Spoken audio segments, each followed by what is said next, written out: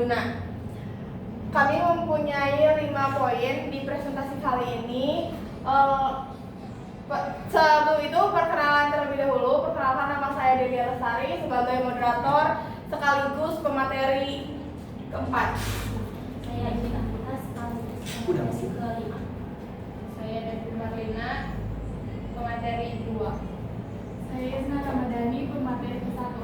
Saya Rukia Perdana, pemateri ketiga. Oke, itu cukup untuk memperkenalkan diri kami masing-masing. Selanjutnya kami akan memaparkan materi untuk poin pertama. Baik, saya di sini akan menjelaskan materi tentang definisi teori nilai guna. Teori nilai guna adalah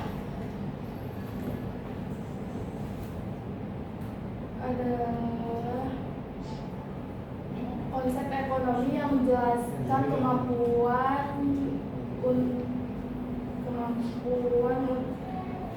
suatu barang atau jasa untuk memberikan kepuasan atau manfaat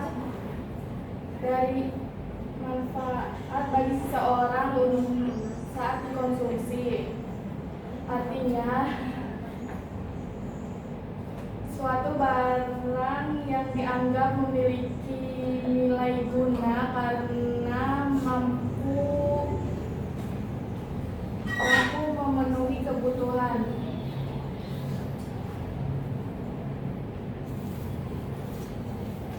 Definisi ini mengasumsi bahwa konsumen berusaha memaksimalkan kepuasannya dengan mempertimbangkan keterbatasan anggaran. Itu dia mengenai materi pertama. Kita lanjut untuk materi kedua. Pada rekan saya persilahkan.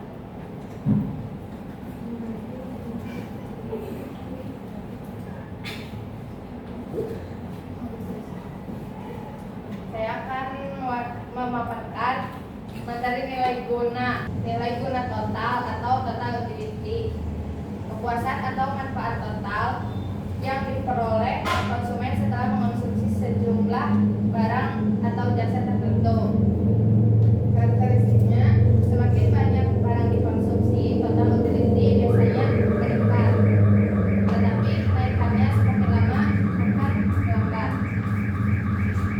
Contohnya, ketika seseorang makan satu potong pizza, ia akan merasa puas dan total utility-nya 20. Setelah makan potongan kedua, total utility-nya meningkat menjadi 35. Saat menghabiskan potongan ketiga, total utility-nya naik menjadi 45. Pada potongan keempat, total utility-nya mencapai 50. Jadi contoh ini menunjukkan bahwa total utility meningkat setiap kali jumlah konsumsinya bertambah. Nilai marginal atau marginal utility, tambahan kepuasan yang diperoleh konsumen dari mengonsumsi 1 unit barang tambahan. Karakteristiknya, marginal utility cenderung menurun seiring dengan bertambahnya konsumsi atau konsumen 1. Contohnya, ketika seseorang minum 1 gelas kopi pertama, ia mendapat tambahan kepuasan sebesar 18 utility. Saat ia minum gelas kedua, tambahan kepuasannya berkurang menjadi 12. Pada gelas ketiga, marginal utility-nya turun lagi menjadi 7 utility. Saat ia minum gelas keempat, tambahan kepuasannya hanya menjadi 3. Contoh ini menunjukkan bahwa setiap tambahan konsumsi memberikan kepuasan yang makin kecil. Itu dia mengenai materi yang kedua. Kita lanjut ke materi yang ketiga. Untuk rekan saya persilahkan. Boleh. Oh iya, ada. Ya, apa sih? Iya, boleh San. Baik, saya pemateri ketiga. Saya akan menjelaskan tentang kurva indiferen. Kurva indiferen adalah kurva yang menunjukkan kombinasi dua barang yang memiliki tingkat kepuasan utility yang sama. Terus yang sama kepada konsumen. Nah, untuk ciri-cirinya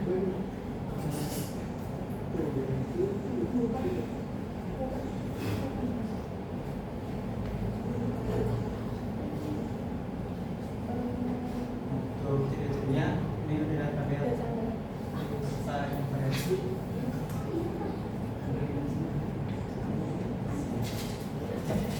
Ciri-cirinya itu melengkung dari kiri atas ke kiri bawah.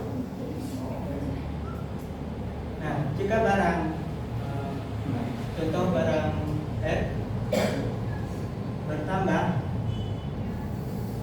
maka barang Y akan berkurang. Untuk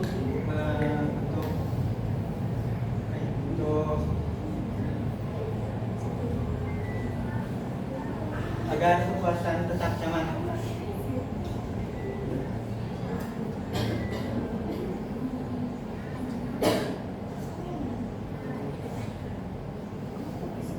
Dan contohnya adalah jika ada satu T ditambah 4 roti, kalau satu T itu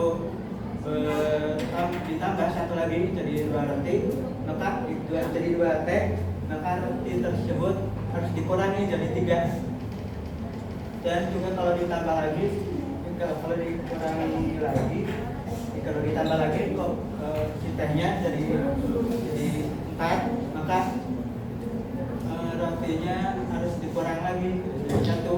Kenapa seperti itu? Karena agar tingkat kepuasannya tetap sama. Dan juga cembung ke titik asal 0,0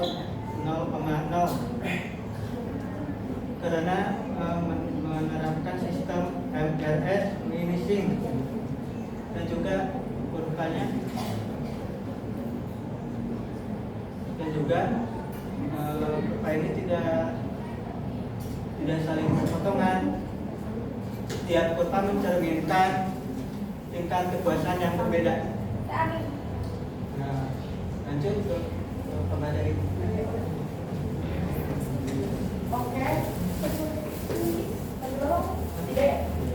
Oke, lanjut ke pemateri keempat yang akan dipaparkan oleh saya sendiri.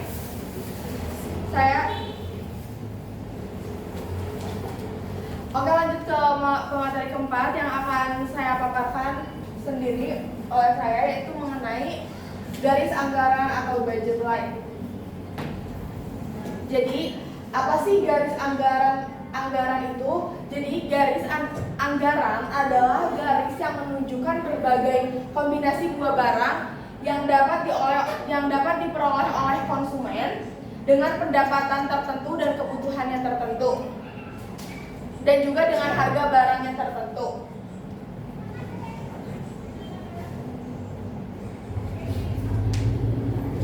Terus poin kunci yang harus diperhatikan dalam poin garis anggaran yaitu yang pertama, garis ini menunjukkan kombinasi maksimum dua barang yang mampu dibeli.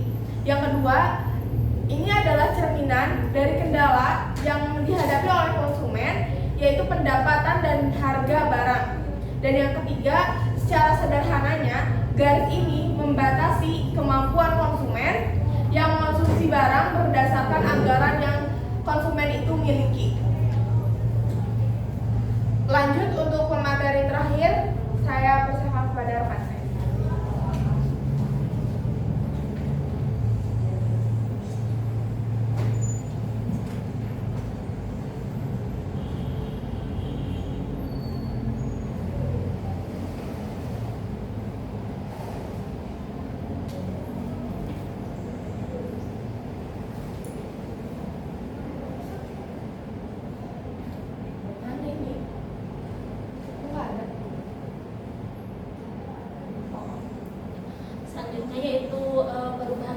anggaran atau bisa disebut faktor yang mempengaruhi garis anggaran. Yang pertama yaitu pendapatan naik.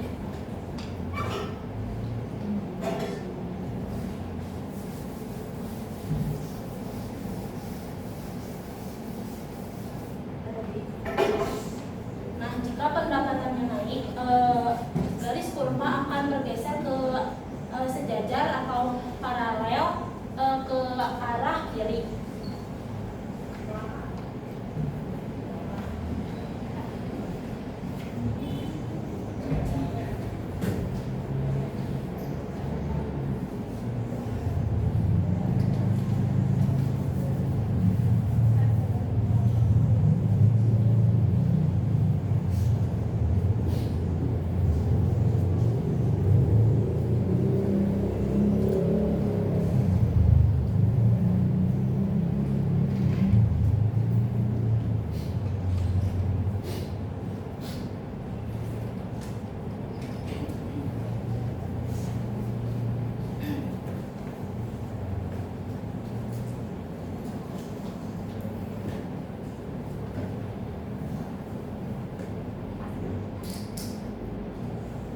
Nah, contoh kurvanya seperti ini.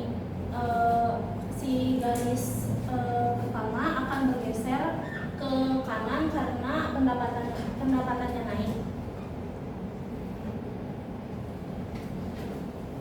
Jika pendapatannya naik, kemampuan membeli barang akan naik karena pendapatannya naik juga. Terus buat yang kedua, si pendapatannya turun.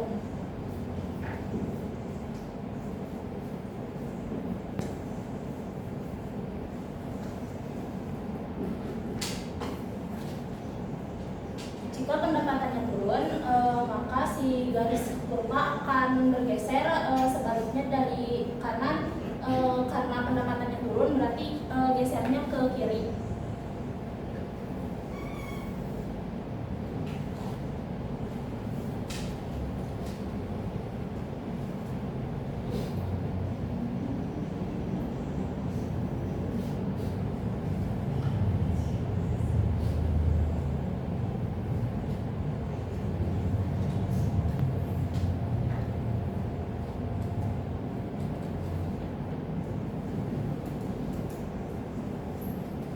Karena pendapatannya turun, berarti kemampuan membeli barang oleh konsumen juga akan turun karena pendapatannya turun.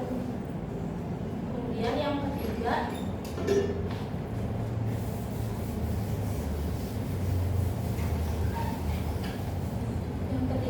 yaitu harga barang X-nya naik. Jika harga barang X naik, garis si kurva akan berputar ke dalam dari sumbu X.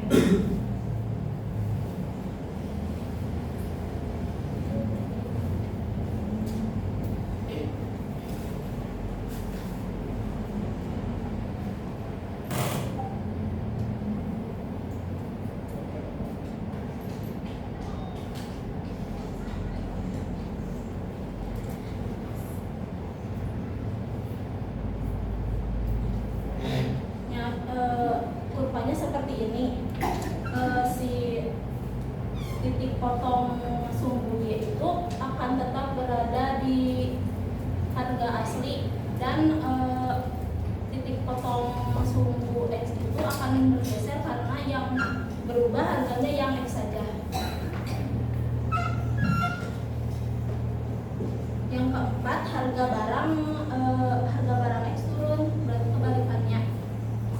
Jika harga barang X turun, berarti garisnya akan berputar keluar dari sumbu X. Contoh kurvanya.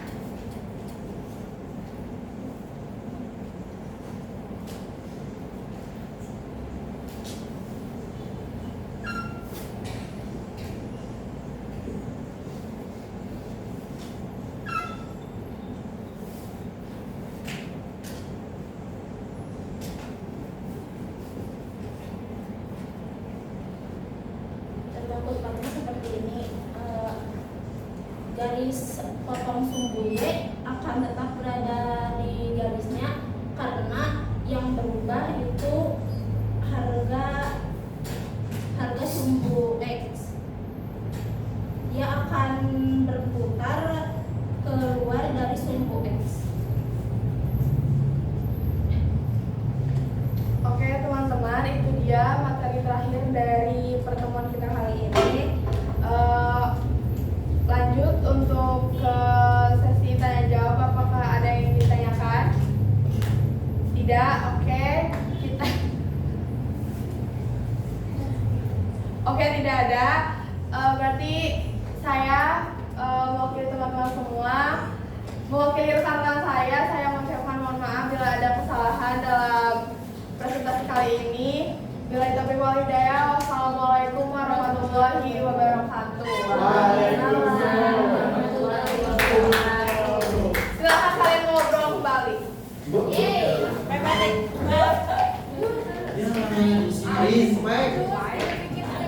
Baik, Debbie, Mas Bi yang